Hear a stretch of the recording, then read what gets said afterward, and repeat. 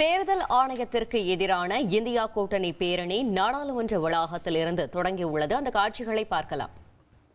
Sir हमको आगे आने दो, आगे गोल चक्कर से आगे, गोल चक्कर से आगे, गोल धारा से आगे आ जाओ, गोल धारा से आगे आने दो, गोल धारा से आगे, गोल धारा से आगे, गोल धारा के आगे चल आगे चल।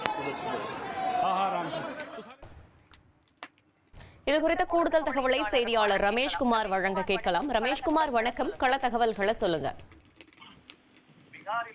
பீகாரில் தேர்தல் ஆணையம் மேற்கொண்டு வரும் வாக்காளர் பட்டியல் சிறப்பு திருத்தம் மற்றும் 2024 மக்களவை தேர்தலில் மோசடி நடைபெற்றதாக எதிர்க்கட்சிகள் குற்றம் சாட்டியுள்ள நிலையில் அவர்கள் நடத்தி வரக்கூடிய பேரணி தற்போது தேசிய அரசியலில் கவனம் பெற்றிருக்கிறது.